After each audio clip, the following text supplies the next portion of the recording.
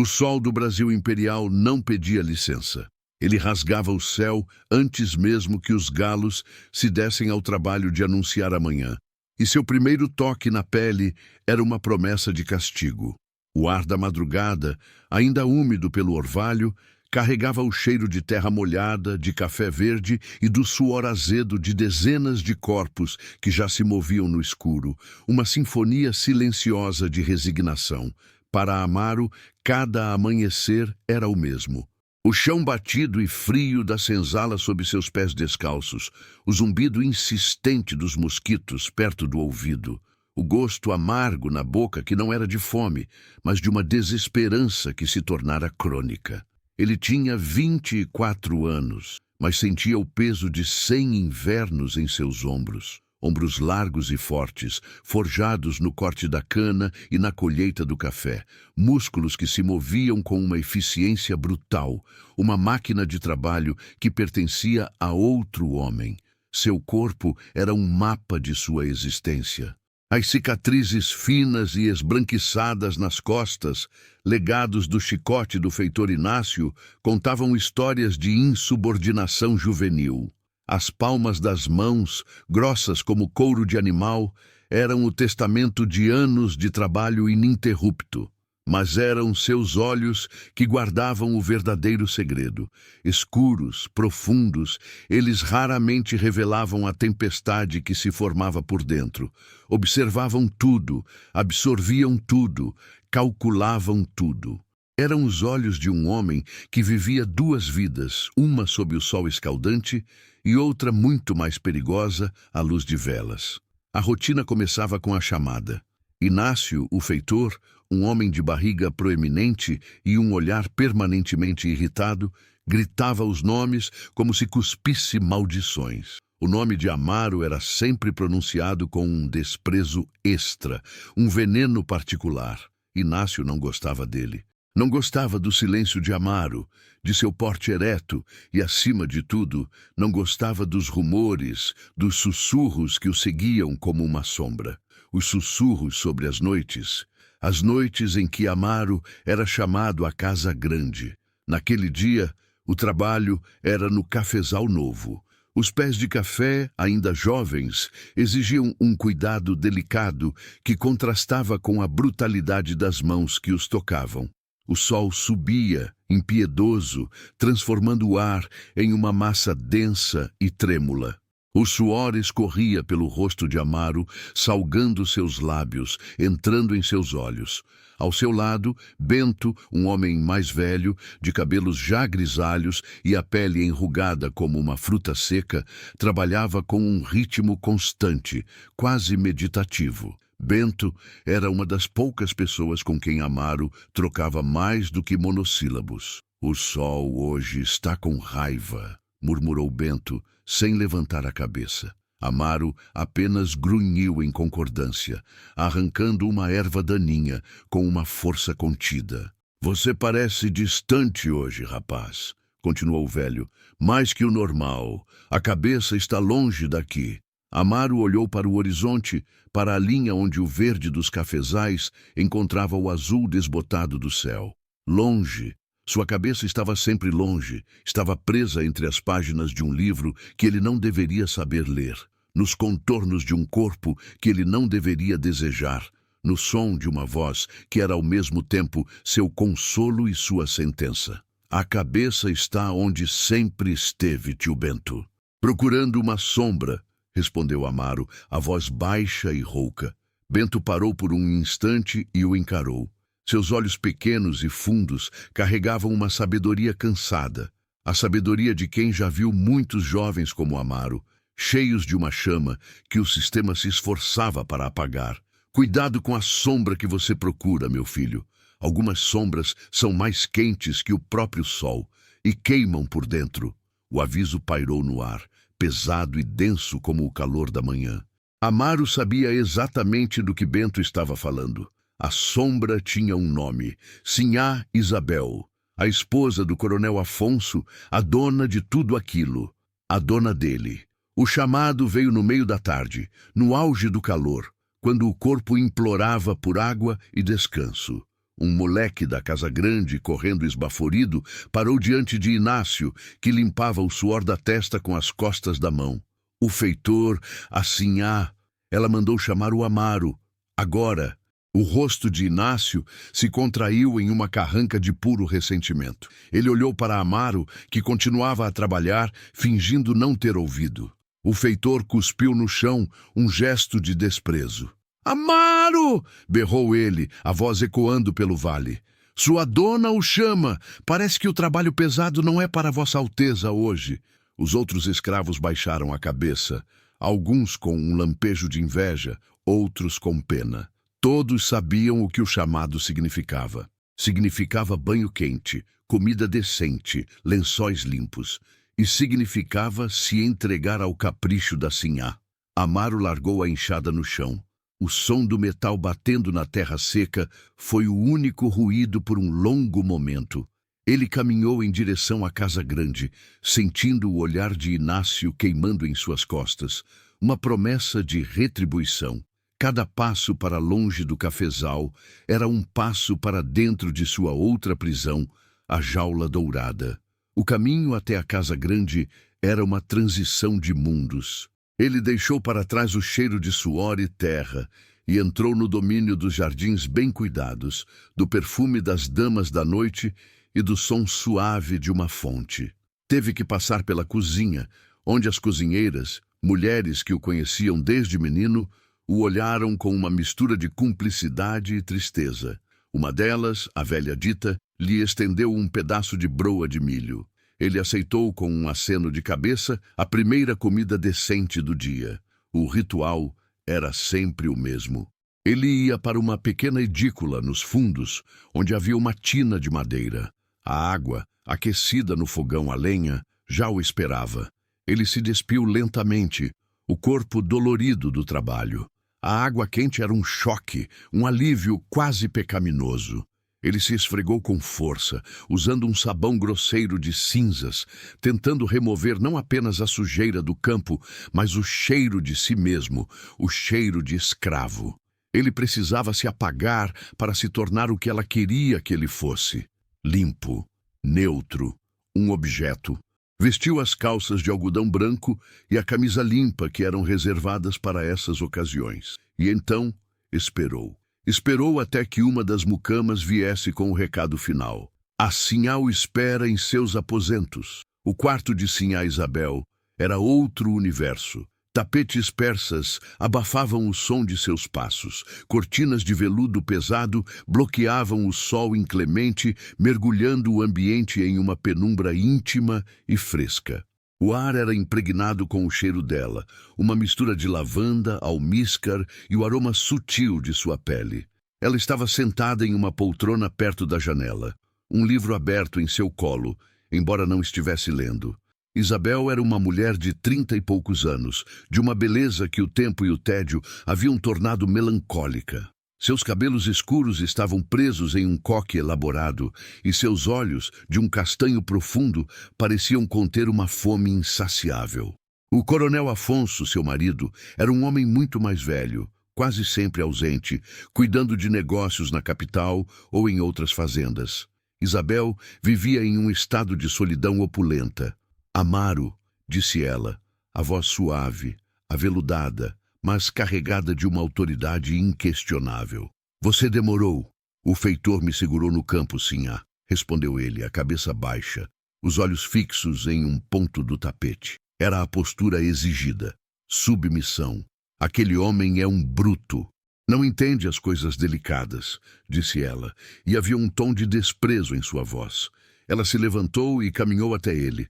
Suas mãos, pálidas e de dedos longos, tocaram seu rosto, erguendo seu queixo.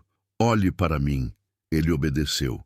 O contato visual era perigoso, íntimo. Era onde as regras se quebravam. Nos olhos dela ele não via apenas a dona, mas a mulher. Uma mulher solitária, carente, cruel em sua carência. "Você está cansado", ela afirmou. Não perguntou. Seus dedos traçaram a linha de sua mandíbula. "O sol foi duro com você hoje." Ela se aproximou mais, o cheiro dela o envolvendo. "Eu vou cuidar de você." O cuidado dela era uma forma complexa de posse. Começava com gestos de uma ternura calculada. Ela o guiava até a cama, uma imensa estrutura de mogno com lençóis de linho que cheiravam a flores. Ela o despia lentamente, como se desempacotasse um presente precioso. As mãos dela exploravam seu corpo com a curiosidade de uma estudiosa e a fome de uma predadora. Ela conhecia cada músculo, cada cicatriz. Traçava as marcas do chicote em suas costas com uma fascinação mórbida, quase um pedido de desculpas que era, na verdade, uma reafirmação de seu poder. Afinal, as cicatrizes estavam ali porque ela permitia. O que acontecia naquela cama era um labirinto de sensações contraditórias. Havia a submissão física, a obediência a cada sussurro, a cada comando. Ele era o instrumento do prazer dela, seu corpo movendo-se em um ritmo que não era o seu. A dominação era absoluta, uma coreografia de poder onde ela era a única mestra. As penetrações eram pulsantes, um ato de posse que o esvaziava e o preenchia ao mesmo tempo. Ele se concentrava em sua respiração, em um ponto fixo na parede, tentando se dissociar, tentando proteger o núcleo de si mesmo daquela invasão. Mas o corpo tinha suas próprias traições. E em meio à vergonha e à raiva, havia um calor, um alívio da dor do mundo lá fora, uma conexão perversa que era a única forma de toque humano que não envolvia violência explícita em sua vida. Era um veneno doce. E ele o bebia todas as noites. Mas a parte mais perigosa vinha depois. Quando os corpos se acalmavam, ela o mantinha ao seu lado.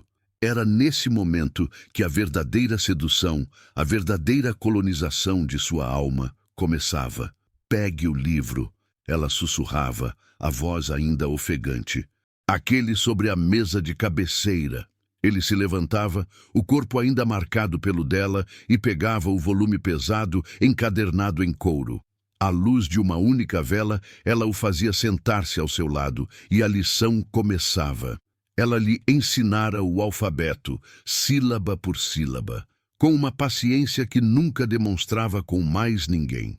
O que começou como um capricho, um divertimento para sua dona entediada, vou ensinar meu bicho do mato a ler, havia se tornado um ritual. No começo, as palavras eram apenas formas estranhas, sons sem sentido. Mas então elas começaram a se conectar, a formar ideias, a pintar imagens em sua mente. Ela lhe deu os clássicos portugueses, histórias de reis e navegadores, poemas de amor e perda.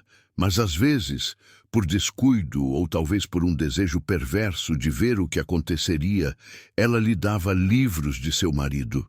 Livros sobre filosofia, sobre política, sobre revoluções em terras distantes. Naquela noite, o livro era sobre a Revolução Francesa. Leia para mim, Amaro, ordenou ela, a cabeça repousando em seu ombro. O peso dela era ao mesmo tempo reconfortante e esmagador. Ele começou, a voz hesitante no início, depois ganhando confiança. Os homens nascem e permanecem livres e iguais, em direitos. A frase ecoou no quarto silencioso. Livre, igual. Palavras que ele conhecia, mas nunca tinha visto aplicadas a si mesmo, a pessoas como ele. Eram conceitos abstratos, como estrelas distantes, mas ali, escritas em tinta preta sobre papel branco, pareciam sólidas, reais, possíveis. Continue, disse ela, sonolenta, mal prestando atenção ao conteúdo, apenas ao som da voz dele, uma melodia que a embalava. Ele continuou lendo sobre liberdade, sobre grilhões quebrados, sobre um povo que se levantou contra seus opressores. Cada palavra era uma brasa caindo sobre a palha seca de sua alma. Ele sentia algo se acender dentro dele, uma mistura de terror e euforia. O conhecimento era uma porta, e Sinhá Isabel, em sua ignorância arrogante, estava lhe entregando a chave. Ela pensava que estava o domesticando, o refinando, transformando-o em um animal de estimação mais interessante. Mas ela estava, na verdade, forjando uma arma. E essa arma estava apontada diretamente para o coração de seu mundo. Ele leu até a respiração dela se tornar profunda e regular, até ela adormecer em seu ombro. Ele ficou imóvel por um longo tempo, o livro pesado em suas mãos, o cheiro dela em sua pele. Ele olhou para o rosto adormecido dela. Naquele momento, ela parecia vulnerável, quase inocente. Uma mentira. A vulnerabilidade dela era um luxo.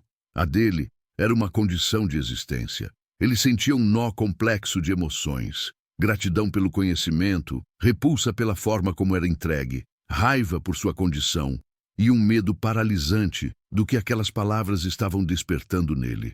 Ele não era mais apenas um corpo que trabalhava no campo. Ele era uma mente que via a injustiça com uma clareza insuportável.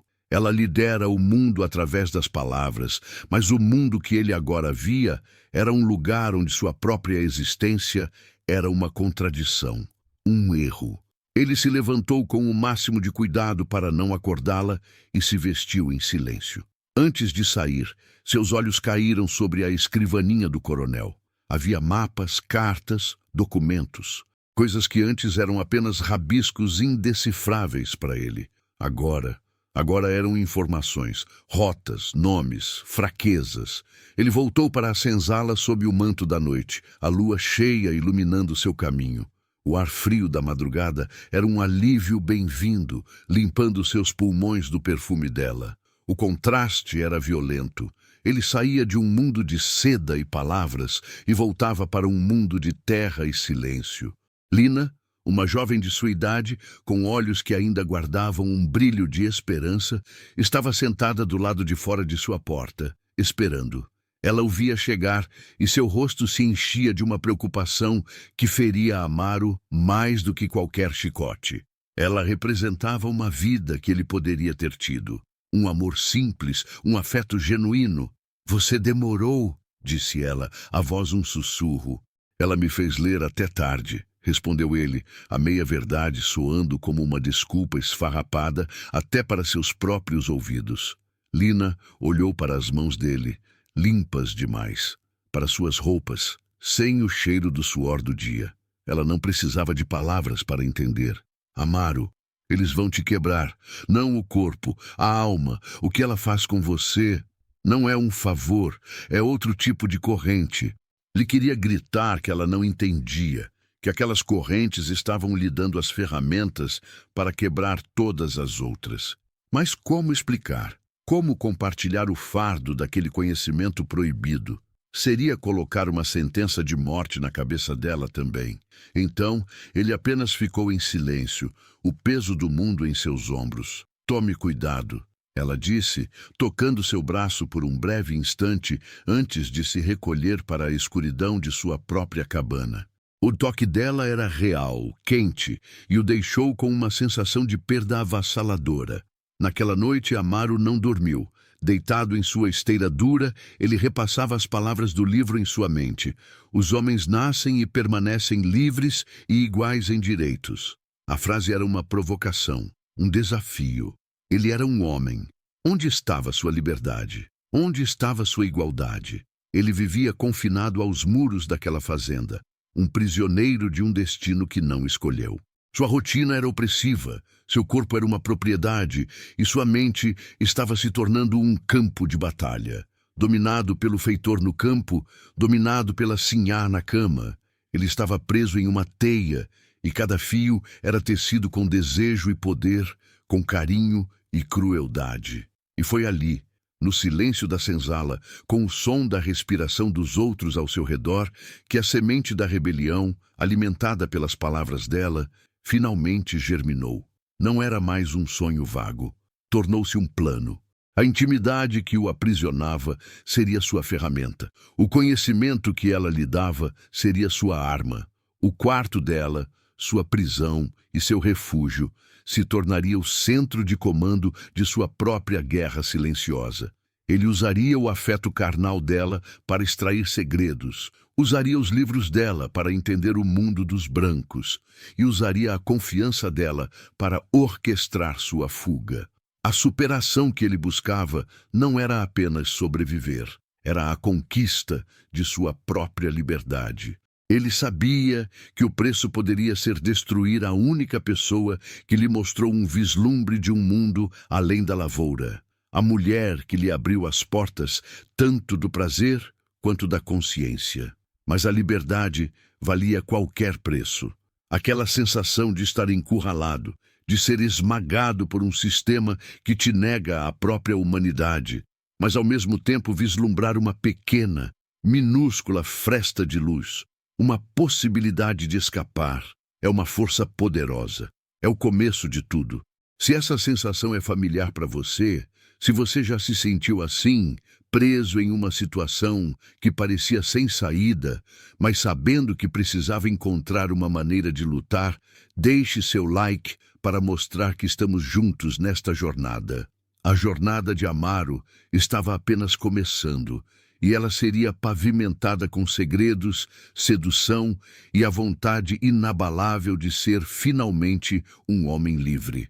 A semente da rebelião, uma vez plantada, não pede licença para crescer. Ela estende suas raízes no escuro, silenciosamente, alimentando-se de cada injustiça, cada humilhação, cada palavra proibida lida à luz de uma vela trêmula. Para Amaro, os dias que se seguiram àquela noite de revelação foram uma tortura de dupla consciência.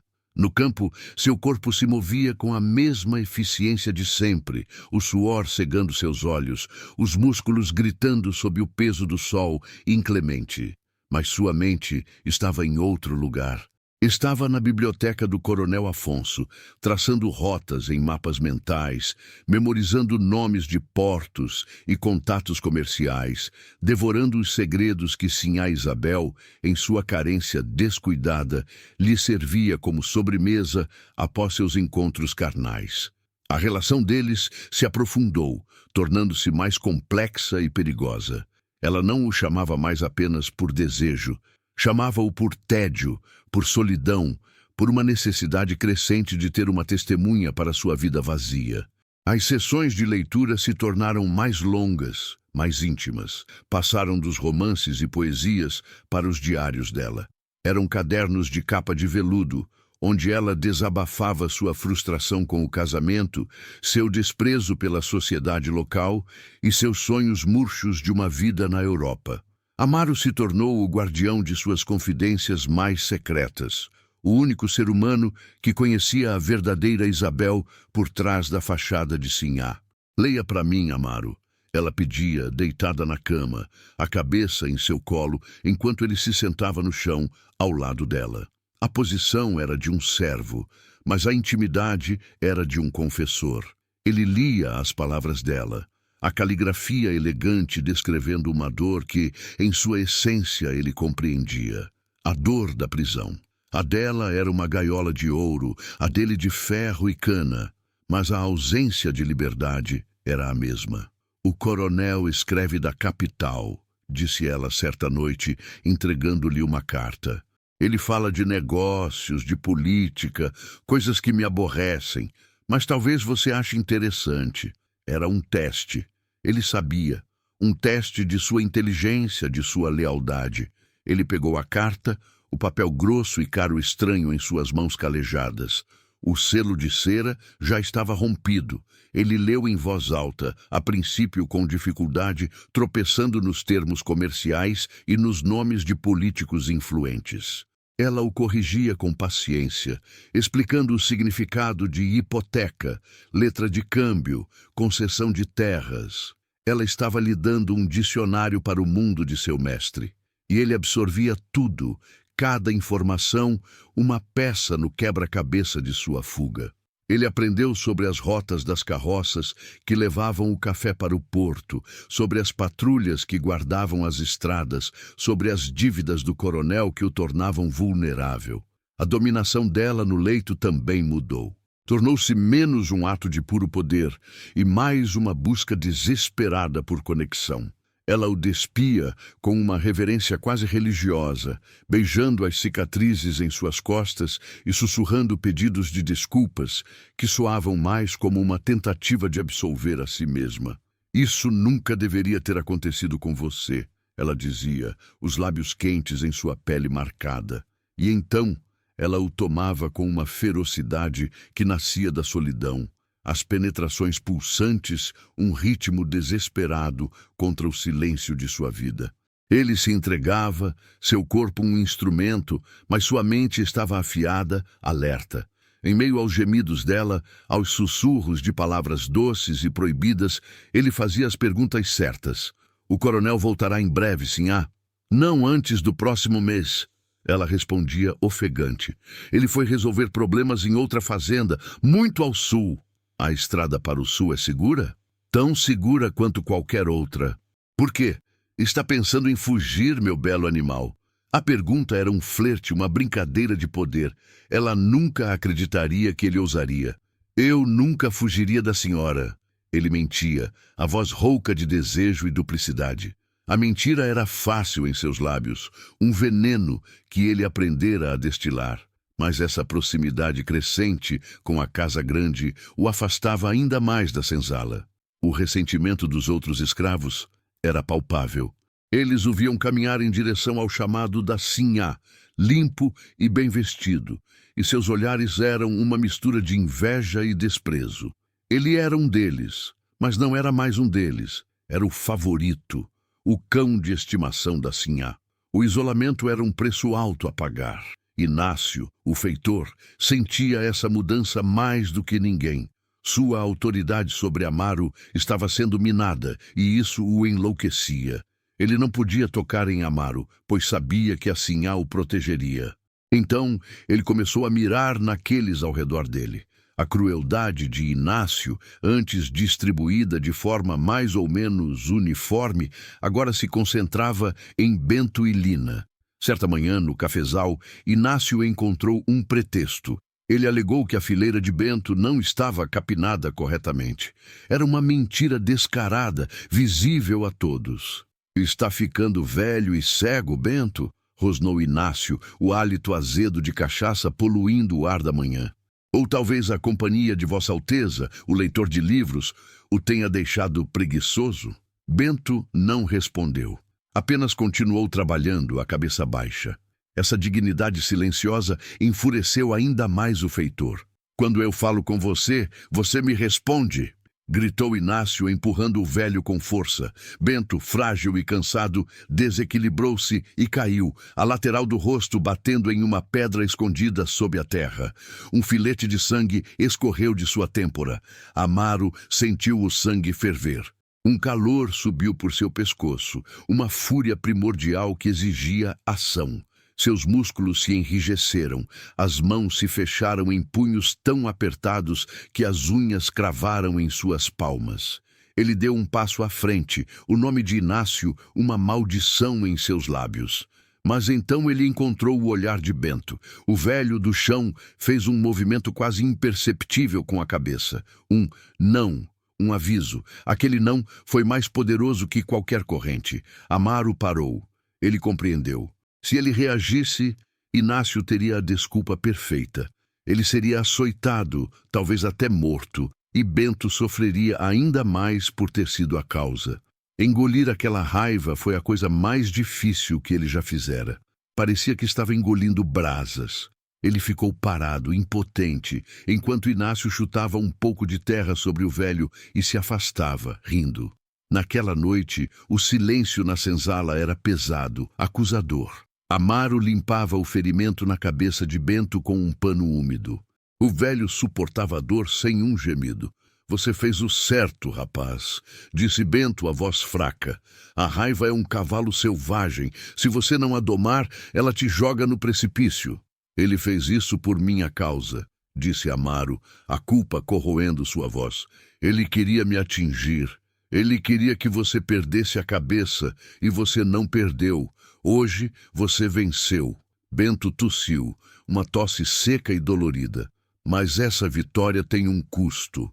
A proteção dela é uma sombra que esconde o sol, mas também atrai os raios. Inácio é um raio, e ele vai continuar tentando te acertar, mesmo que para isso precise queimar todos ao seu redor. Lina entrou na cabana naquele momento, trazendo uma tigela de caldo quente para Bento. Seus olhos encontraram os de Amaro, e não havia neles a compaixão de antes, mas uma decepção fria e cortante. Ela esperou Bento terminar a sopa e o ajudou a se deitar. Então, ela se virou para Amaro e o chamou para fora com um gesto. A noite estava fria. As estrelas pareciam cacos de vidro espalhados sobre um veludo negro. "Até quando, Amaro?" ela perguntou, a voz baixa, mas vibrando de uma raiva contida. "Até quando vamos pagar o preço por seus privilégios?" A palavra privilégios o atingiu como um tapa. "Você não entende, Lina." "Não, eu não entendo." Ela explodiu, ainda em um sussurro para não serem ouvidos. "Eu não entendo como você pode ir para a cama dela, comer da comida dela, ler os livros dela e depois voltar aqui e assistir um velho como o tio Bento ser espancado por sua causa sem fazer nada. O que você se tornou? Um deles?" "Eu estou fazendo isso por nós." Ele retrucou, a voz finalmente se quebrando. "Cada palavra que eu leio, cada segredo que eu ouço, é uma arma. Eu estou planejando, Lina. Estou encontrando um caminho para fora daqui." Ela o olhou por um longo tempo, o rosto iluminado pela lua. Ela queria acreditar, mas o medo e a dor eram mais fortes. "Que caminho, Amaro? O caminho para a forca? Você está brincando com fogo. E o fogo não escolhe quem queima, ele queima tudo. Olhe para tio Bento, olhe para mim. Eu ando com medo, tenho medo de que Inácio olhe para mim do jeito que ele olha, porque sabe que isso vai te ferir. Você não está nos libertando, você está nos colocando na mira. Se você realmente se importasse conosco, pararia com isso. Aceitaria seu lugar, como todos nós." As palavras dela foram como facas. Aceitaria seu lugar. Era o que todos diziam. Era a filosofia da sobrevivência. Não se destaque, não sonhe. Apenas sobreviva. Mas ele tinha provado o gosto do conhecimento. Ele tinha lido as palavras livre e igual. Ele não podia mais aceitar seu lugar, mas o dilema o rasgava ao meio. Sua busca por liberdade estava colocando em perigo as únicas pessoas que ele amava. A dúvida o assaltou, fria e paralisante. Ele estava sendo egoísta? Sua rebelião era um ato de coragem ou um ato de vaidade tola que levaria todos à ruína? Ele não teve resposta para Lina. Apenas ficou ali, em silêncio, enquanto ela se afastava, deixando-o sozinho com suas dúvidas sob o olhar indiferente das estrelas. O evento catalisador, o momento em que todas as dúvidas se dissiparam e o caminho se tornou terrivelmente claro, veio 3 dias depois. Foi uma tarde abafada, o céu da cor de chumbo, prometendo uma tempestade que nunca chegava. O ar era pesado, difícil de respirar. O trabalho no campo era lento, opressivo. De repente, um cavaleiro surgiu no horizonte, cavalgando em um ritmo frenético em direção à casa grande. Um mensageiro. A notícia se espalhou como um incêndio. O coronel Afonso estava voltando, não no próximo mês. Naquela semana, uma mudança inesperada de planos. Amaro sentiu um calafrio percorrer sua espinha, apesar do calor. A volta do coronel significava o fim de seus encontros com Isabel, o fim de seu acesso à biblioteca, aos mapas, às informações. A janela de oportunidade estava se fechando, rapidamente. Naquela mesma noite, ele foi chamado à Casa Grande. A atmosfera era completamente diferente. A calma e o tédio haviam sido substituídos por uma ansiedade elétrica. Isabel andava de um lado para o outro em seus aposentos, o rosto pálido, as mãos se torcendo.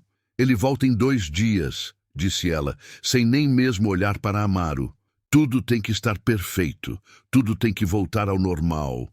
Amaro entendeu o que normal significava. Significava apagar qualquer vestígio dele naquele quarto. Ele a observou enquanto ela recolhia os livros que haviam lido juntos, guardando-os de volta na estante da biblioteca, removendo um lenço que ele havia deixado cair, alisando os lençóis da cama com uma fúria contida. Ela estava o apagando. "Você entende, Amaro?" ela disse, finalmente parando na frente dele. Havia pânico em seus olhos. "Estes nossos encontros, eles não podem acontecer mais. Foi uma loucura, um erro."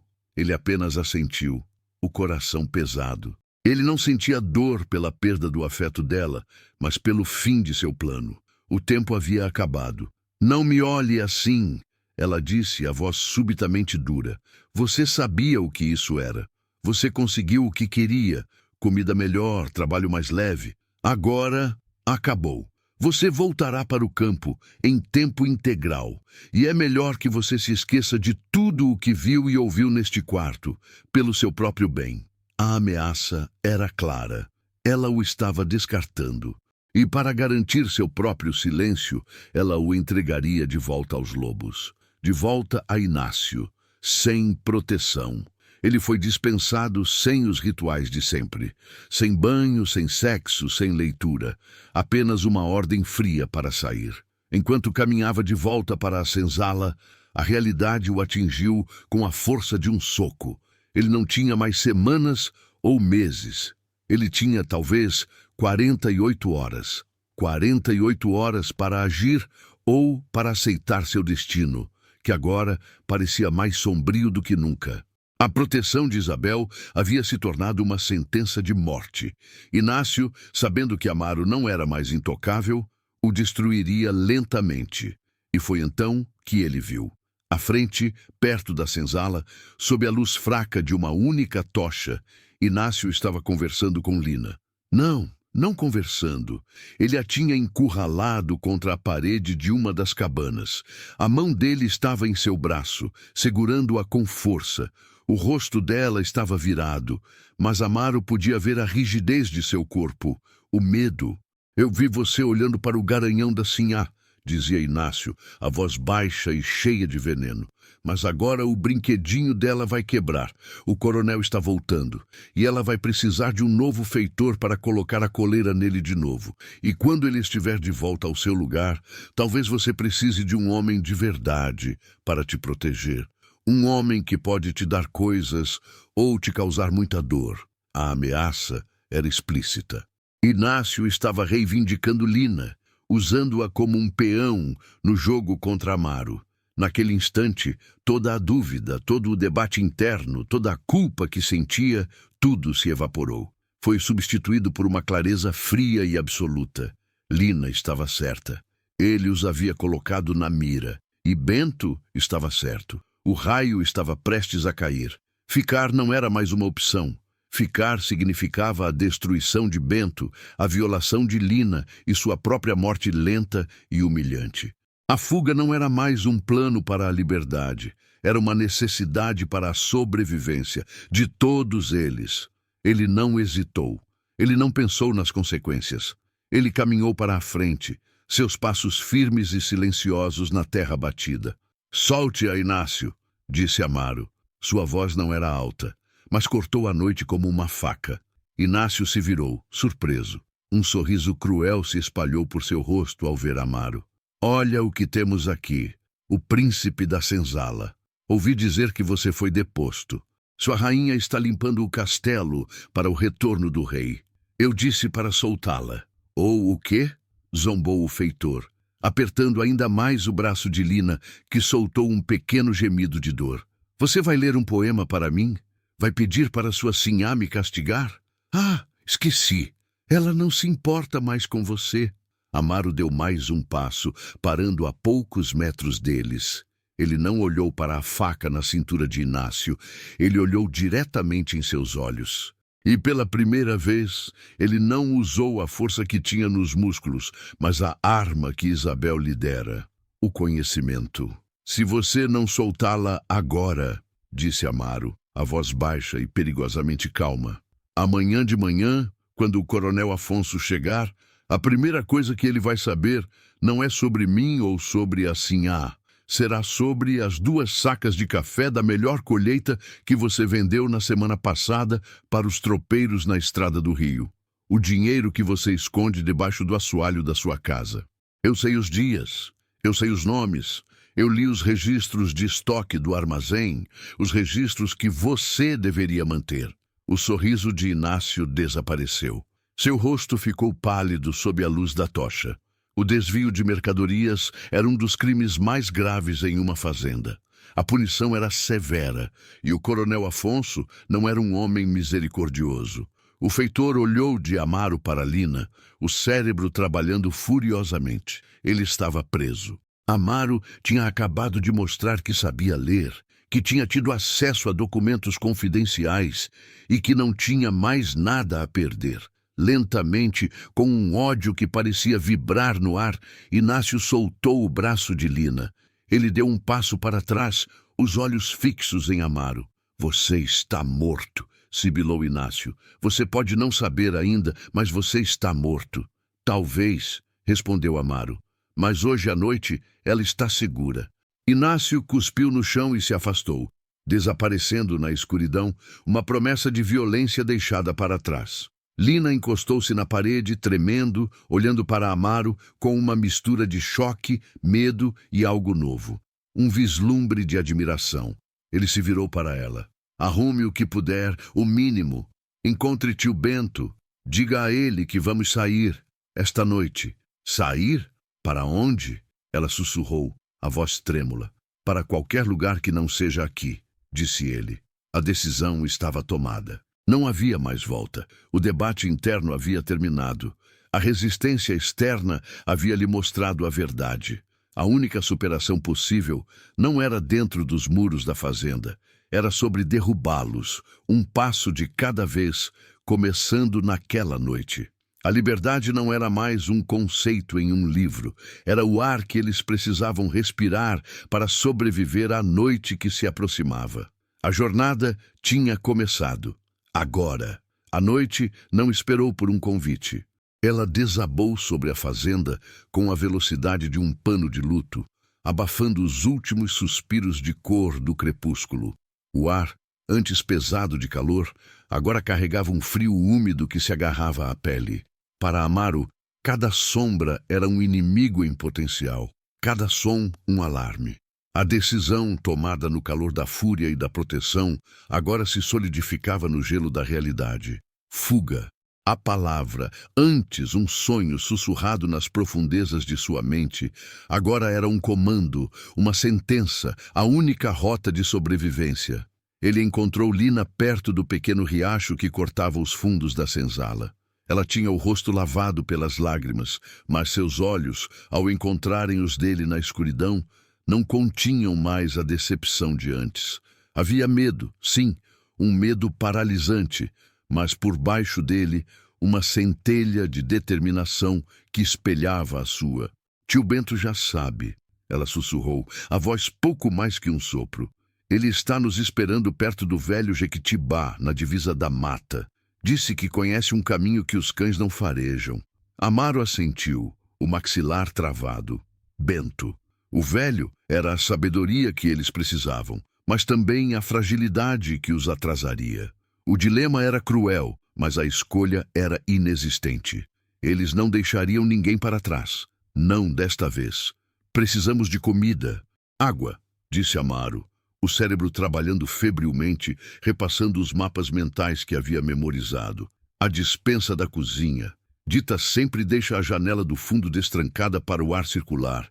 Vá até Bento, eu encontro vocês lá. Seja rápida e silenciosa." Lina hesitou por um segundo, a mão dela encontrando a dele no escuro.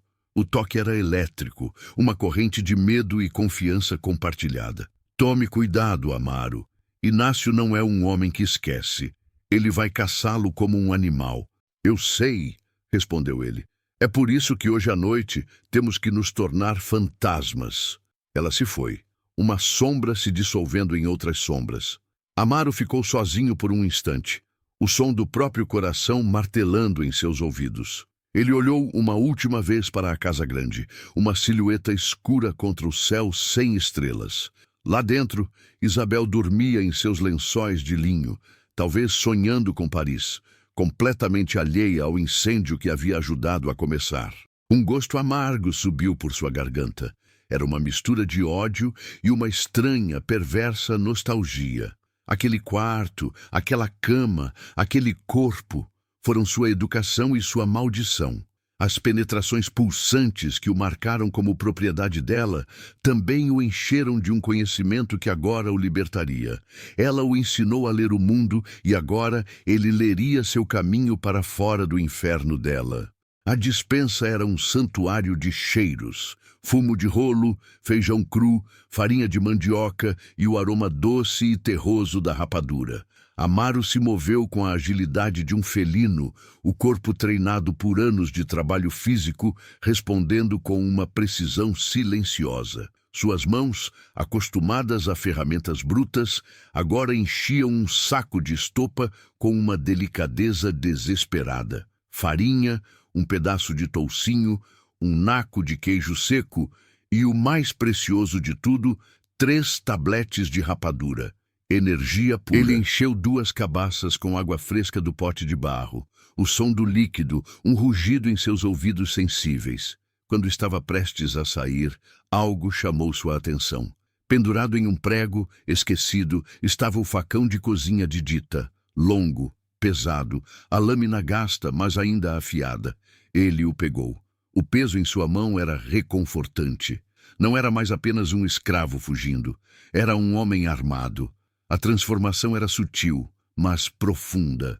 O encontro no velho Jequitibá foi um conluio de sussurros e respirações ofegantes. Bento estava sentado, apoiado no tronco maciço da árvore, o rosto uma máscara de dor controlada. Ele segurava um cajado improvisado. "O caminho pela mata é mais longo", disse o velho, a voz um chiado. "Mas a água do riacho mascara nosso cheiro. Os cães vão se confundir. Temos que seguir o leito do rio para o norte até o sol nascer. Depois encontramos a trilha dos tropeiros, mas temos que ser rápidos. Inácio vai soltar os cães ao primeiro sinal da manhã." Eles partiram. O primeiro passo para fora dos limites da fazenda foi como mergulhar em água gelada. Um choque de liberdade e terror. A mata os engoliu. O mundo se tornou um labirinto de troncos, cipós e a escuridão absoluta sob a copa fechada das árvores. O único guia era o som suave da água correndo sobre as pedras à sua direita. Andaram por horas. O progresso era dolorosamente lento. Os pés de Amaro e Lina, acostumados ao chão batido, eram castigados por raízes e pedras pontiagudas. Mas era Bento quem mais sofria. Cada passo era um esforço visível. Sua respiração se tornou um ronco rasgado e o ferimento em sua cabeça parecia latejar a cada batida de seu coração cansado. Amaro se posicionou ao seu lado, oferecendo o ombro como apoio. O corpo frágil do velho se apoiava nele, um peso de responsabilidade que Amaro sentia em sua alma. "Continue falando, tio Bento", murmurava Amaro. "Me diga o que fazer quando o sol nascer." E Bento falava. Sua voz fraca era um farol na escuridão. Ele ensinava sobre as plantas que davam água, as folhas que serviam de remédio para picadas de cobra, como ler o musgo nos troncos para encontrar o norte. Era um conhecimento ancestral, passado de geração em geração, uma sabedoria que não estava nos livros do coronel. Amaro absorvia cada palavra, o conhecimento prático de Bento se sobrepondo ao conhecimento teórico de Isabel.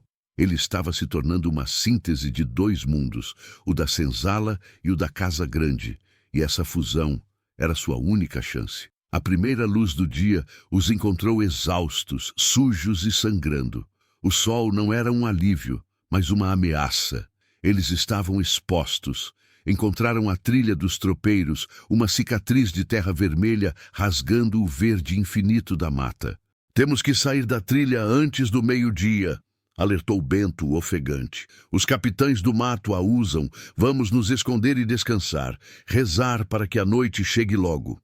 Encontraram uma pequena gruta escondida atrás de uma cortina de samambaias. O alívio de parar foi tão intenso que era quase doloroso. Lina cuidou dos pés de Bento, limpando os cortes com folhas que o velho indicou. Amaro ficou de vigia, o facão na mão, os ouvidos atentos a qualquer som que não pertencesse à floresta. Foi ali, no silêncio tenso da gruta, que sua mente o traiu. Fechou os olhos por um instante e a imagem de Isabel surgiu, nítida e avassaladora. Ele não estava mais na mata úmida, mas no quarto perfumado dela. Sentiu o toque de seus dedos em seu rosto, a maciez de sua pele contra a sua. Lembrou-se do peso de seus seios em seu peito, do som de sua respiração em seu ouvido, enquanto ela sussurrava ordens, misturando palavras de Camões com comandos lascivos. Ela o dominava, e em sua dominação havia uma estranha forma de cuidado. Ela o alimentava, o limpava, o ensinava. A memória de uma penetração lenta e profunda, um ato de posse que o fazia se sentir ao mesmo tempo violado e terrivelmente visto, o fez estremecer. O corpo dela se movendo sobre o dele, controlando o ritmo, o prazer dela, a única coisa que importava. E depois, a calma, a cabeça dela em seu ombro, o cheiro de lavanda e suor, enquanto ele lia sobre homens que derrubavam reis. Ele abriu os olhos abruptamente, o coração disparado. A vergonha e a raiva o inundaram. Como ele podia pensar naquilo agora, naquele lugar, com Lina e Bento dependendo dele? Mas a memória era uma ferida que não cicatrizava. Ela o havia moldado. A força que ele usava para carregar Bento era a mesma força que ela admirava em seus músculos. A inteligência que ele usava para planejar a rota era a mesma que ela se divertia em cultivar. Ele estava usando as ferramentas que sua carcereira lhe dera para escapar da prisão. A ironia era tão cruel que ele teve vontade de rir ou gritar. "Você está longe!" A voz de Lina o trouxe de volta. Ela estava sentada ao seu lado, oferecendo-lhe um pedaço de rapadura. Seus olhos estavam cheios de uma compreensão silenciosa. Pensando nela, Amaro não conseguiu responder. Apenas pegou a rapadura, a doçura um choque em sua boca seca. "Você não precisa ter vergonha, Amaro", continuou ela, a voz baixa. "Nenhum de nós escolhe as correntes que nos são dadas, apenas como tentamos quebrá-las. O que você fez para sobreviver e o que você está fazendo agora, por nós, são duas coisas diferentes. Eu vejo o homem que você é agora." As palavras dela foram um bálsamo, uma absolvição que ele não sabia que precisava desesperadamente. Ele olhou para Lina, para o rosto sujo de terra, para os arranhões em seus braços, para a força inabalável em seus olhos, e sentiu uma onda de afeto por ela, tão pura e direta que o assustou. Era o oposto do labirinto turvo e manipulador que sentia por Isabel. Era algo real, algo pelo qual valia a pena lutar. No final da tarde, eles ouviram, distante, mas inconfundível, o latido de cães de caça. O som gelou o sangue em suas veias. Inácio, ele os havia encontrado. O rio. Temos que voltar para o rio, agora. A corrida foi um pesadelo. A exaustão foi esquecida, substituída pela adrenalina pura do medo. Eles se jogaram de volta na mata, os galhos chicoteando seus rostos, os espinhos rasgando suas roupas e sua pele. Os latidos ficavam cada vez mais altos, mais próximos. Eram múltiplos cães.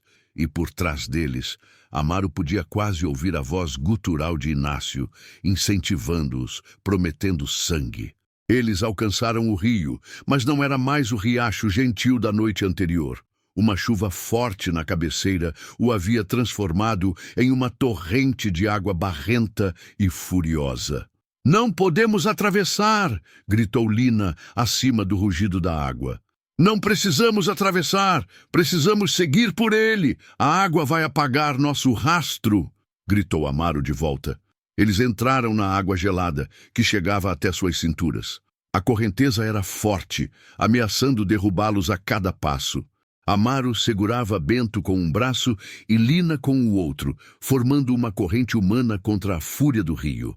A água enlameada enchia suas botas, seus ferimentos ardiam, e o frio penetrava até os ossos. Os cães chegaram à margem, latindo freneticamente, confusos pela perda do cheiro.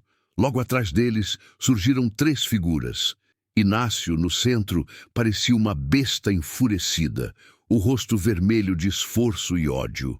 Ao seu lado, 2 capitães do mato, homens rudes com bacamartes nas mãos.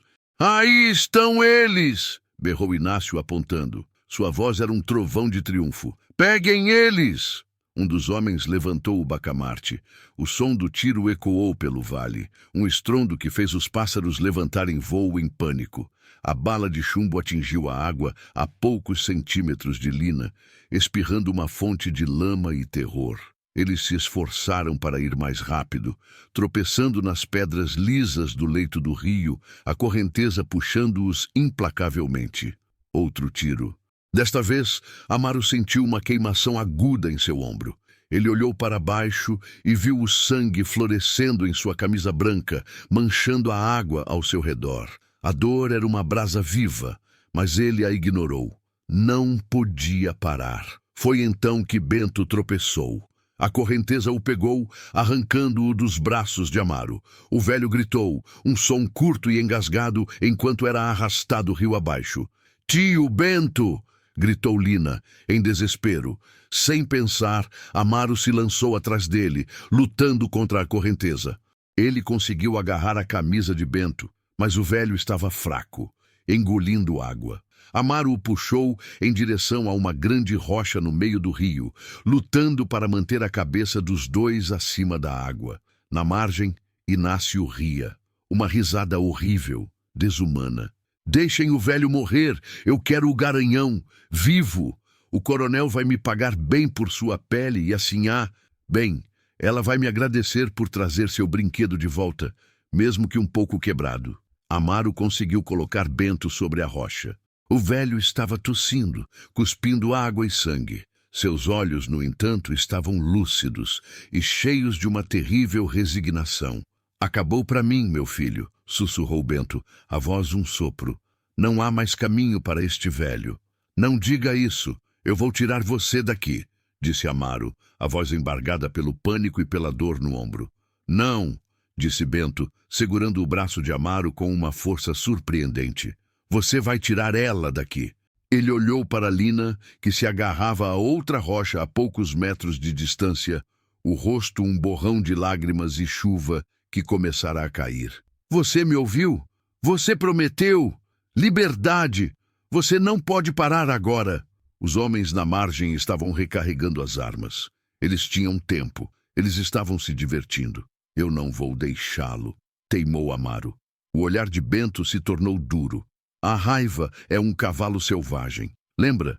Mas às vezes você precisa soltar as rédeas e deixá-la correr. Use-a, mas use a cabeça que a Sinhá lhe deu junto com a força que a cana lhe deu. Agora vá, vá!" Com um último esforço, Bento empurrou Amaro para longe da rocha, de volta para a correnteza. E então o velho fez algo que Amaro jamais esqueceria. Ele se levantou sobre a rocha, um alvo perfeito, e gritou na direção de Inácio, a voz subitamente forte e cheia de um desafio milenar. "Você nunca vai pegá-los, seu cão.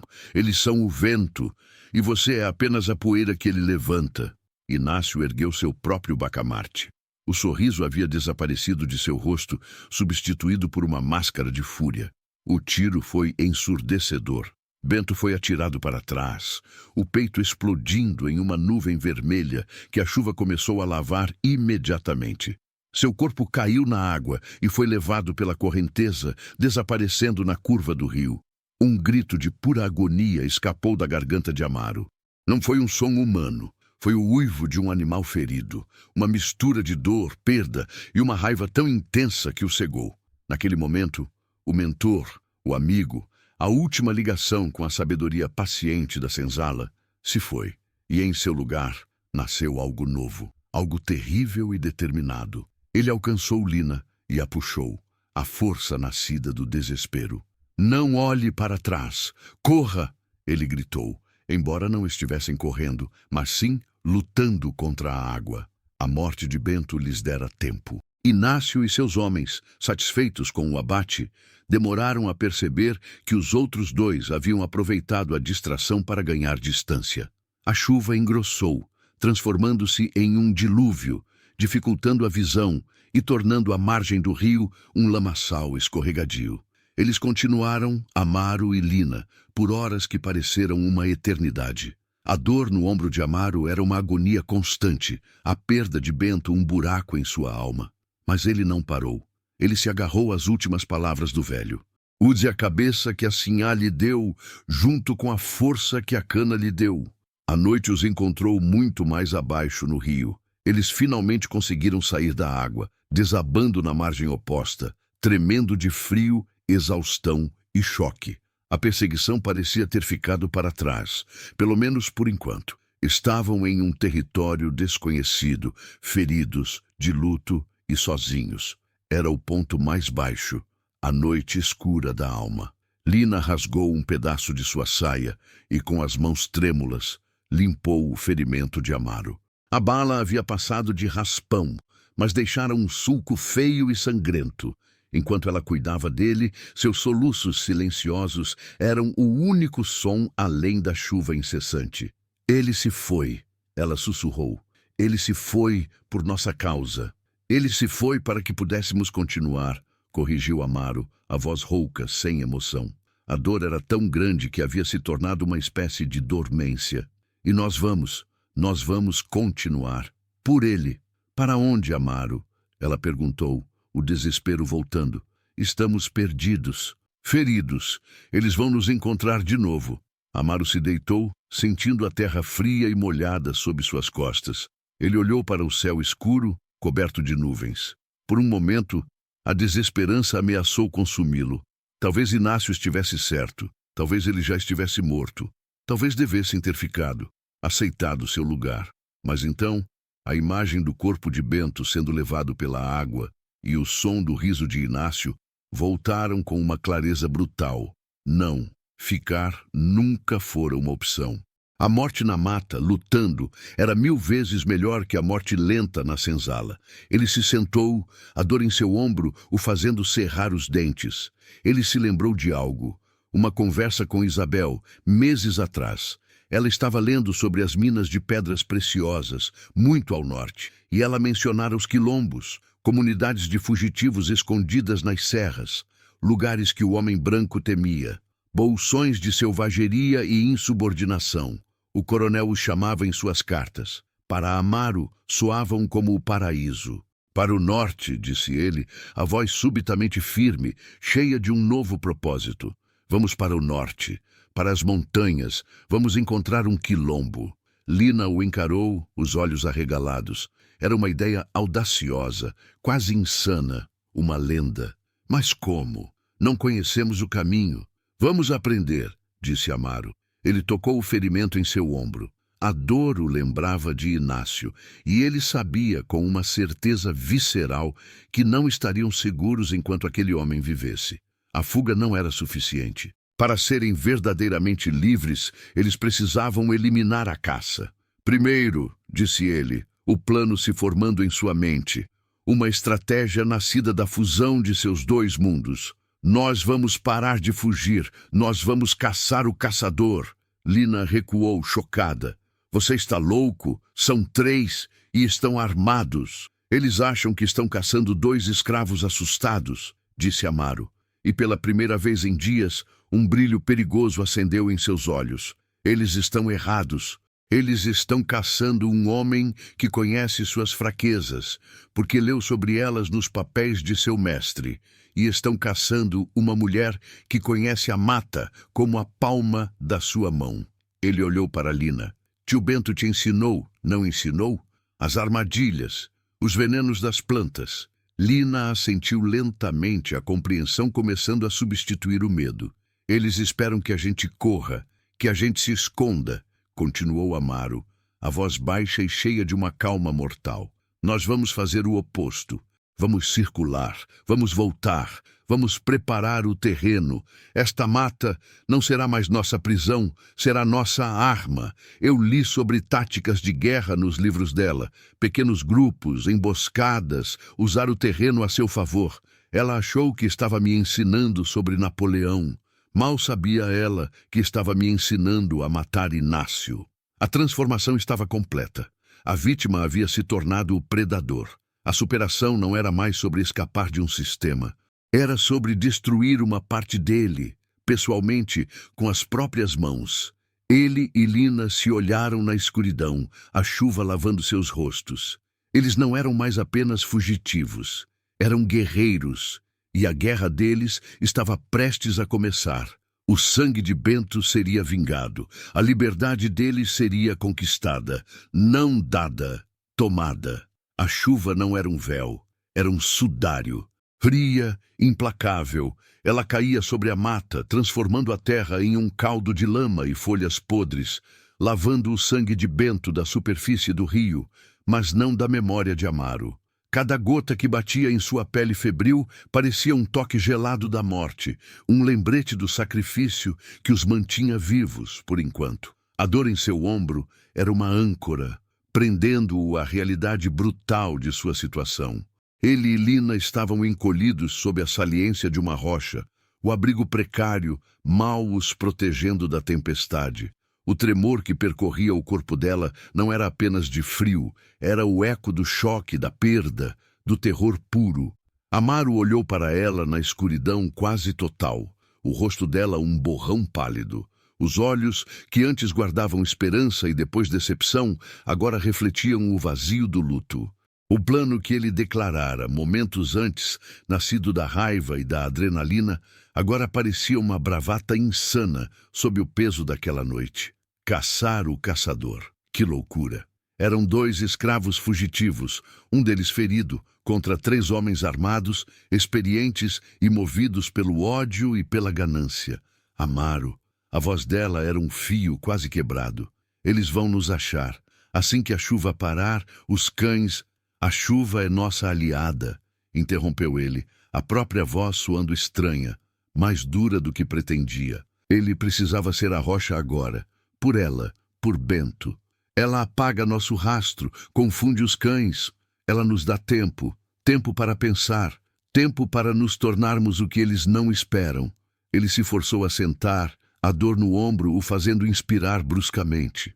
Ele rasgou uma tira maior da própria camisa, a peça de algodão branco que Isabel lhe dera, agora manchada de lama e de seu próprio sangue. Ele a entregou a Lina. Aperte mais. Tem que estancar o sangramento. As mãos dela, embora trêmulas, foram firmes ao refazer o curativo improvisado. O toque dela era diferente do de Isabel. Não havia a curiosidade calculada, a posse sutil. Havia apenas uma preocupação crua, uma necessidade desesperada de preservar a única vida que lhe restava como aliada naquele inferno verde. Tio Bento me ensinou sobre as armadilhas, disse ela, como se falasse para si mesma, tentando encontrar algo sólido em que se agarrar. Arapucas para pássaros, laços para pequenos animais, nunca para homens. Um homem é um animal, Lina, disse Amaro, a voz baixa e ressonante. Apenas um pouco mais esperto e muito mais cruel. Mas ele sangra, ele sente medo, e ele comete erros. Especialmente quando está caçando e acha que a presa está encurralada. Ele se inclinou para mais perto, forçando-a a encontrar seus olhos na penumbra. Nós não estamos encurralados. Nós estamos escolhendo o terreno da batalha. Essa é a primeira regra. A frase não era dele. Ele a lera, em um livro de capa de couro com ilustrações de batalhas europeias. Um general francês usando o terreno montanhoso para emboscar um exército maior. Isabel achara a história romântica. Ele a achara uma lição. Eles são 3, ele continuou, a mente trabalhando, construindo o plano peça por peça, como se montasse uma das frases complexas que aprendera a ler. Inácio e 2 capitães do mato. Os 2 são mercenários. Estão aqui pelo dinheiro. Inácio está aqui pelo ódio. O ódio o torna cego. A ganância torna os outros descuidados. Nós vamos usar isso. A chuva começou a diminuir, transformando-se em um chuvisco fino. O amanhecer se aproximava, uma luz cinzenta e doentia se infiltrando pela copa das árvores. Era hora de se mover. Nós não vamos para o norte, disse Amaro. Ainda não. Nós vamos fazer um círculo, voltar para um lugar que eu conheço. Uma clareira a uns 2 quilômetros daqui, onde o rio faz uma curva fechada e o terreno é pantanoso. Eles terão que passar por lá se seguirem o rio. As horas seguintes foram uma provação. Cada passo era um esforço. A dor de Amaro era uma febre pulsante, mas ele a empurrou para o fundo de sua mente. Lina, agora, parecia ter encontrado uma nova força. O luto ainda estava lá, mas estava coberto por uma camada de determinação fria. Ela se movia pela mata com uma certeza que ele não possuía, identificando plantas, testando a firmeza do solo com os pés descalços, os sentidos em alerta máximo. Eles chegaram à clareira. Era um lugar feio, um pântano fétido cercado por uma vegetação densa e espinhosa. A passagem era um gargalo, uma trilha estreita de terra um pouco mais firme, o lugar perfeito para uma emboscada. Aqui, disse Amaro, eles virão em fila, um de cada vez. O que vamos fazer? Perguntou Lina, examinando o terreno. Você vai fazer o que tio Bento te ensinou, mas em uma escala maior, disse ele. Precisamos de cipós fortes, bambos jovens e afiados. E aquela planta ali, ele apontou para uma trepadeira com pequenas flores roxas. Tio Bento me disse uma vez que a seiva dela, se entrar no sangue, causa febre e paralisia. Lina arregalou os olhos. É a dormideira. Os índios a usavam em suas flechas. Mas é preciso cuidado. Nós não temos tempo para o cuidado, disse Amaro. Temos tempo apenas para a precisão. Eles trabalharam por horas, um balé silencioso de desespero e engenhosidade. Amaro, com o braço bom, usou o facão para cavar um fosso raso, mas largo, na parte mais estreita da trilha, cobrindo-o com folhas e galhos frágeis. Não era para prender um homem, apenas para quebrar seu ritmo, fazê-lo tropeçar, olhar para baixo. Lina, enquanto isso, afiava dezenas de estacas de bambu, a ponta de cada uma sendo mergulhada cuidadosamente na seiva leitosa e pegajosa da dormideira. Então, eles prepararam a segunda armadilha. 20 metros adiante, onde a trilha se alargava novamente, eles encontraram uma árvore morta, o tronco pesado e podre, perigosamente inclinado sobre o caminho. Com o facão, Amaro cortou a base do tronco quase que por completo, deixando-o equilibrado por um fio. Ele amarrou um cipó forte na parte superior do tronco e o esticou através da trilha, escondendo-o na vegetação rasteira. Um tropeço no cipó e a árvore cairia. O sol já estava alto quando terminaram. Estavam exaustos, cobertos de lama e suor. Amaro sentia a cabeça leve por causa da febre do ferimento. Agora nós os atraímos, disse ele. Ele voltou pelo caminho que fizeram, sozinho, deixando Lina escondida na vegetação densa, com as estacas de bambu envenenadas ao seu alcance. Amaro caminhou por quase 1 quilômetro até ouvir os sons da perseguição. Os cães, ainda confusos pela chuva, latiam sem convicção, mas as vozes dos homens eram claras. Amaro encontrou uma pequena elevação e, deliberadamente, quebrou um galho grande, fazendo um barulho alto. Ele esperou um instante e ouviu as vozes se aproximando. Então, ele correu. Correu de volta para a clareira, o coração martelando contra as costelas. A dor no ombro, uma explosão de fogo a cada passo. Ele não correu de forma limpa. Ele tropeçou de propósito, deixando uma marca clara de seu pé na lama. Um rastro óbvio. Ele era a isca. Ele atravessou o fosso escondido e a armadilha da árvore, mergulhando na vegetação do outro lado, perto de onde Lina esperava. E então eles esperaram. O silêncio era ensurdecedor, quebrado apenas pelo zumbido dos insetos e pela respiração ofegante deles. Os cães chegaram primeiro, farejando o chão, ganindo em confusão perto da armadilha. Logo depois, os homens. O primeiro a aparecer foi um dos capitães do mato, um homem alto e magro, com um rosto marcado pela varíola. Ele segurava o bacamarte com displicência, a confiança de um predador que sabe que sua presa está ferida. Eles passaram por aqui, disse ele, olhando para a marca que Amaro deixara. O aleijado está cansado, não vai longe.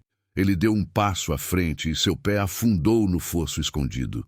Ele gritou de surpresa, caindo para a frente, o bacamarte voando de suas mãos. Ele não se machucou, mas estava desequilibrado, irritado, a atenção toda voltada para seus pés presos na lama. Foi o momento de Lina. Com uma velocidade que Amaru não sabia que ela possuía, ela se ergueu de seu esconderijo.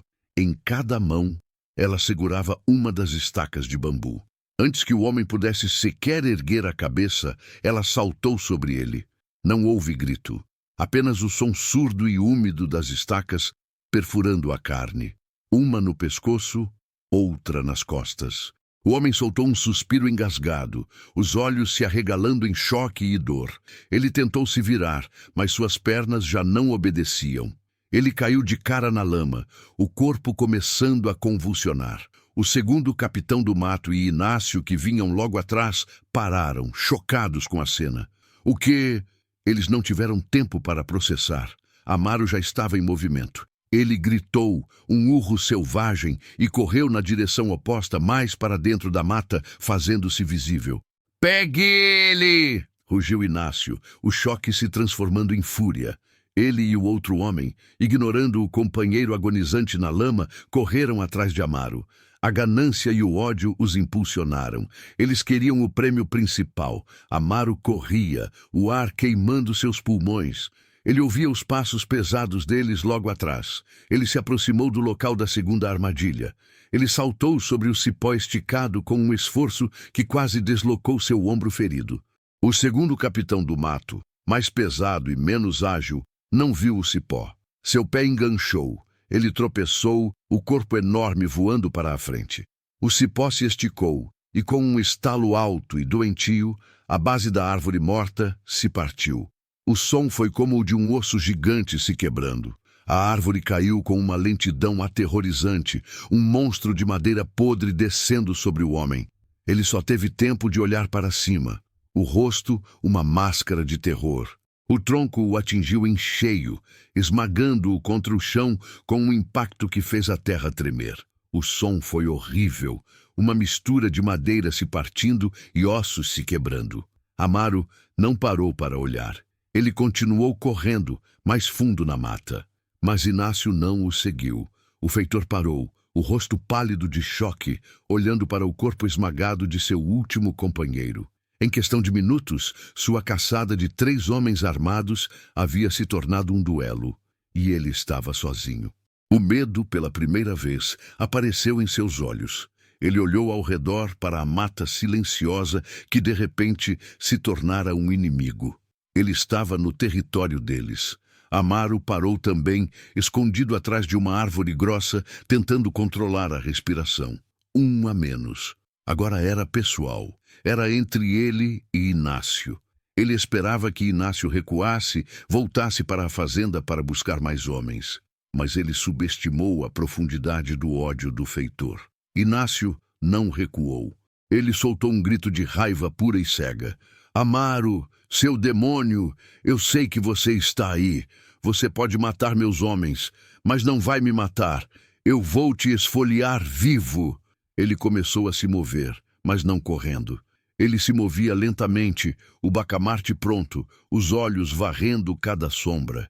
A caçada havia mudado. Agora era um jogo de paciência.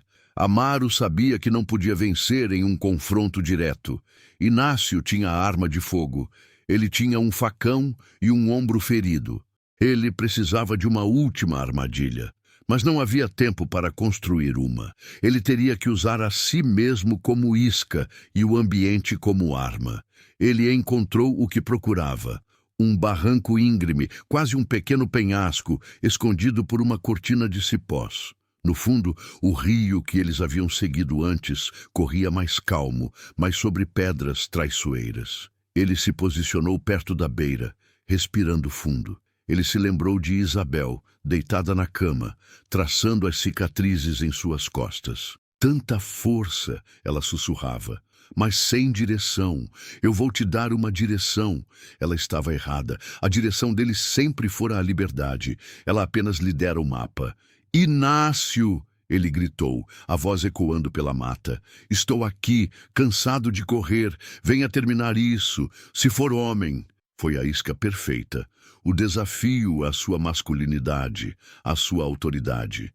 Inácio respondeu com um urro e começou a correr na direção da voz. Amaro esperou, o coração um tambor descontrolado.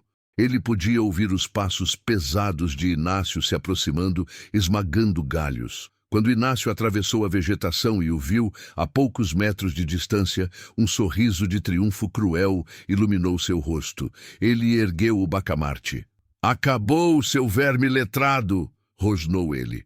Mas Amaro não ficou parado. No exato momento em que Inácio mirava, Amaro se jogou. Não em Inácio, mas para o lado, rolando pelo chão. O tiro de Inácio explodiu, a bala de chumbo passando exatamente onde ele estivera um segundo antes, arrancando um pedaço de casca da árvore atrás dele.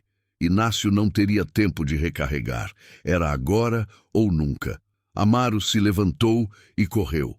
Não para longe, mas na direção de Inácio. Inácio, surpreso, usou o bacamarte como um porrete, balançando-o violentamente. Amaro se abaixou, o cano da arma passando por cima de sua cabeça com um assobio, e então ele se chocou contra o feitor.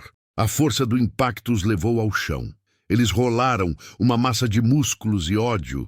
Inácio era mais pesado, mas Amaro era mais rápido, movido por uma fúria que vinha de anos de humilhação. Eles trocaram socos, golpes brutais e desesperados. Inácio conseguiu pegar uma pedra e atingiu Amaro na lateral da cabeça. O mundo de Amaro explodiu em estrelas brancas. A dor era nauseante. Inácio se levantou, ofegante, o sangue escorrendo de um corte em sua testa. Ele olhou para Amaro, caído e atordoado, e riu. "Eu te disse que ia te esfolar." Ele pegou a faca de sua cintura, uma lâmina longa e suja. Ele se aproximou de Amaro, mas Amaro não estava derrotado. Ele estava esperando. Ele havia lido sobre isso também.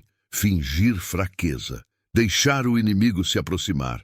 Quando Inácio estava a um passo, Amaro chutou. Com toda a força que tinha, ele atingiu o joelho de Inácio. Houve um estalo alto. Inácio gritou, um som agudo de dor e surpresa, e caiu, a faca voando de sua mão. Amaro se levantou, o mundo ainda girando. Ele pegou seu facão. Inácio estava no chão, o joelho torcido em um ângulo antinatural, o rosto contorcido de dor. O ódio em seus olhos foi substituído por medo. Pela primeira vez, Inácio sentiu o mesmo terror que infligira a tantos outros. "Por favor", ele engasgou. "O coronel, ele vai te recompensar. Eu digo a ele que você me salvou." Amaro olhou para ele. Ele viu cada chicotada. Ele viu o rosto de Bento caindo na água. Ele viu o medo nos olhos de Lina. Ele ergueu o facão. "Isto não é pelo coronel", disse Amaro, a voz fria como o aço em sua mão. "Isto é por Bento." Ele não sentiu nada quando o facão desceu. Apenas um alívio, um silêncio. Quando Lina o encontrou, ele estava sentado ao lado do corpo de Inácio, tremendo incontrolavelmente. A fúria havia passado, deixando para trás um vazio gelado. Lina não disse nada. Apenas se sentou ao lado dele, pegou sua mão e a segurou com força. Naquele silêncio, na presença um do outro, eles começaram a processar o que haviam feito. Eles haviam sobrevivido. Eles eram livres. E o preço havia sido terrível. A jornada para o norte durou mais 2 meses. Foram semanas de fome, de medo de outros caçadores de escravos, de noites frias e dias escaldantes. Mas foram também semanas de cura. O ferimento de Amaro cicatrizou. E a ferida em suas almas começou a se fechar. Eles aprenderam a depender um do outro de uma forma absoluta. Eles caçavam juntos, caminhavam juntos, e à noite, perto do fogo, eles conversavam. Amaro contava a ela sobre os livros, sobre as estrelas e os reis distantes. Lina o ensinava sobre a linguagem da floresta, sobre os espíritos e as histórias que sua avó contava. Em uma noite de lua cheia, sentados à beira de um lago de águas cristalinas, o silêncio entre eles não era mais de trauma, mas de paz. Amaro olhou para Lina e viu não apenas a companheira de fuga, mas a mulher que o vira em seu pior momento e não desviara o olhar. Ele viu a força que ela nem sabia que tinha. Ele se inclinou e a beijou. Foi um beijo hesitante, salgado de suor e lágrimas passadas, mas era a coisa mais real que ele já sentira. Não era dominação, não era submissão, era um encontro de iguais. Eles encontraram o quilombo, chamado de Aruanda, não por acaso, mas porque seguiram as histórias, os sinais que outros fugitivos deixaram para trás. Aruanda era mais do que um refúgio. Era uma comunidade, uma nação em miniatura escondida nas dobras de uma serra impenetrável. Havia casas de pau a pique, roças de milho e mandioca, uma forja onde um ferreiro transformava velhas ferramentas em armas e enxadas. Havia crianças correndo, rindo, o som da liberdade. Eles foram recebidos com desconfiança, como todos os recém-chegados. Foram interrogados pela líder do quilombo, uma mulher mais velha chamada Zazi, cujos olhos pareciam conter a história de 100 fugas. Amaro contou sua história. Quando ele revelou que sabia ler e escrever, o olhar de Zazi mudou. Conhecimento era poder, e poder era algo que Aruanda precisava. Passaram-se 5 anos. A vida no quilombo era dura, mas era uma dureza escolhida. Amaro não tocava mais na cana ou no café. Ele ensinava. Em uma pequena cabana, ele ensinava as crianças e os adultos a ler as palavras, a escrever seus nomes, a entender os mapas e os jornais velhos que chegavam através de comerciantes aliados. Ele estava dando a eles as ferramentas que Isabel lhe dera, mas desta vez elas eram para construir, não para escapar. Lina se tornou a curandeira da comunidade. Seu conhecimento de ervas, expandido com a sabedoria das mulheres mais velhas de Aruanda, era uma bênção para todos. Ela tinha seu próprio jardim, um santuário de cheiros e cores.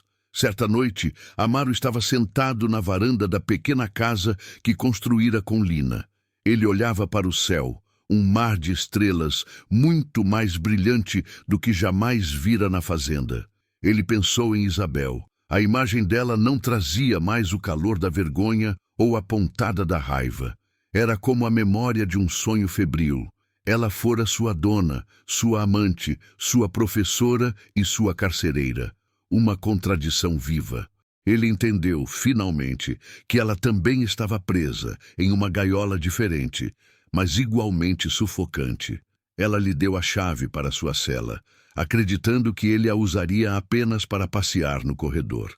Ele a usou para derrubar o portão. Ele não sentia gratidão nem ódio, apenas uma distância imensa, como a que existe entre uma estrela e a terra. Ele estava livre, livre dela. Livre da memória pulsante da dominação, das penetrações que eram atos de posse. Ele era, finalmente, dono de seu próprio corpo e de sua própria mente. Lina saiu da casa e sentou-se ao seu lado, colocando a cabeça em seu ombro. Eles tinham 2 filhos, um menino com os olhos curiosos de Amaro e uma menina com a força silenciosa de Lina. O toque dela era familiar, reconfortante. Era o seu lar. No que você está pensando? Ela perguntou. No caminho que fizemos, respondeu ele a voz calma. E em todos os caminhos que ainda podemos escolher. A jornada de Amaro não foi apenas uma fuga da escravidão física.